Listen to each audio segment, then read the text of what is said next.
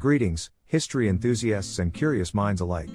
In this journey through time, we embark on the quest to uncover one of the most debated topics surrounding the iconic figure, Napoleon Bonaparte.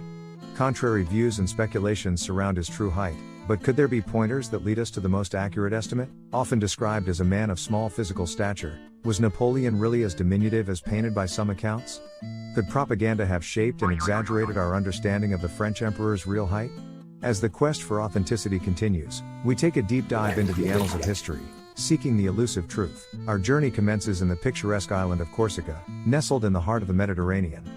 Born to Carlo Bonaparte and Letizia Ramolino on August 15, 1769, Napoleon was one among many of his siblings, yet he had ambitions that would take him far beyond the shores of his homeland.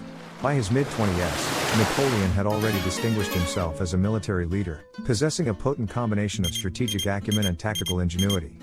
The early 19th century in Europe was an era of political turbulence, and amidst the chaos and confusion, it is he who arises as a beacon of strength and stability. Tracing the evolution of his portrayal in art, it is evident that Napoleon's height became a hotly debated subject. At the Louvre Museum in Paris, we find several portraits and busts of the emperor, and close inspection of these could hint at a perspective different from the common narrative. Among the various artifacts worth mentioning, a bronze death mask cast of Napoleon Bonaparte at just 36 hours post-mortem is amongst the most significant. Could this not serve as an irrefutable testament to his true height?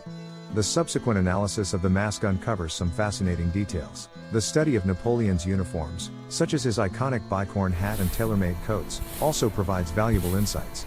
An exploration of these key elements of his daily attire suggests dimensions that somewhat counter the image historically disseminated to the public. Historical records, including recent findings, present similarly intriguing details. Documents from Napoleon's more prominent days as the ruler of France are brought into play as we strive to piece together anything indicating his real physical statistics. We must acknowledge the role of early biographers in framing Napoleon's public image. As they often drew from their own limited encounters with the emperor, could that have somewhat skewed Napoleon's actual physical attributes? Archaeological evidence has also sparked fresh debates. Examination of his teeth and the structure of his bone, discovered from the site of his death, has offered valuable data that could point to the actual height of the legendary figure. Collaborating these different types of evidences, an ongoing scientific quest is on to calculate Napoleon's real height with utmost precision. These interdisciplinary studies could potentially help us reach a plausible estimate that is truer to reality. Placing more emphasis on such trivial topics as Napoleon's height, it is likely that one can miss the bigger picture. His intellectual might, his political astuteness, and his tactical ingenuity were the factors that made Napoleon, not just his physical stature. But the question of height is interesting, to say the least.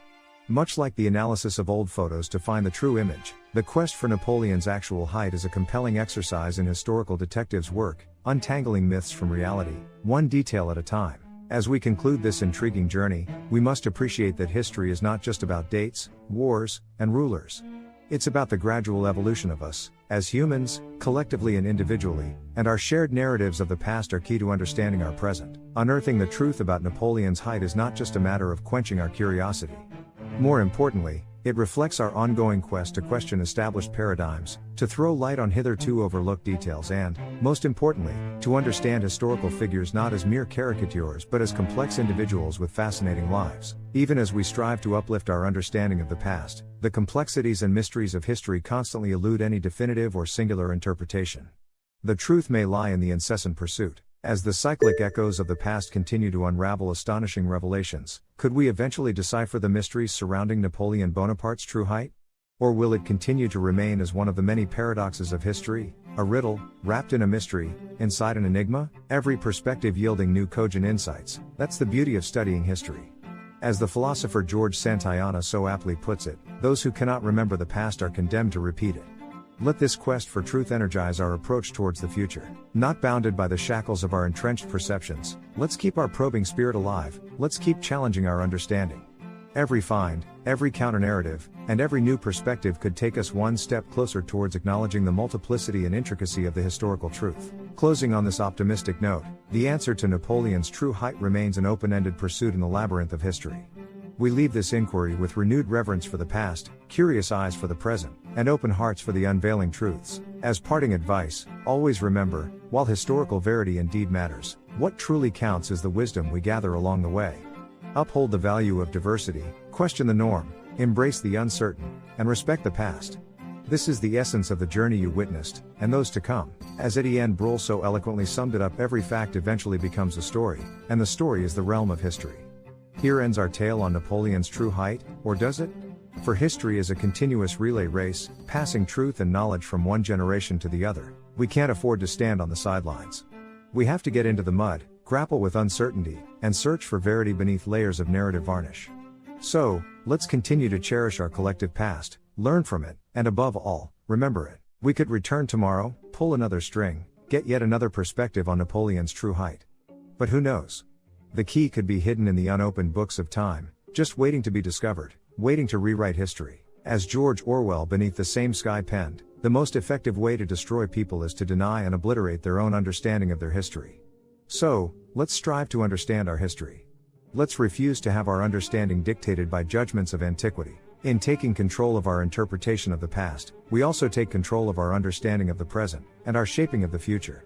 Embrace the ambiguities, celebrate the uncertainties, and let's keep the historical discourse alive. So, did we manage to unveil Napoleon's true height, or did we stumble upon more questions than answers?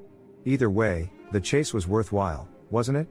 Because, the excitement of the chase never truly lies in the catching. On the note of the never-ending quest, historian David Lowenthal captures it best: the historian's task is to rescue the past from the enormous condescension of posterity.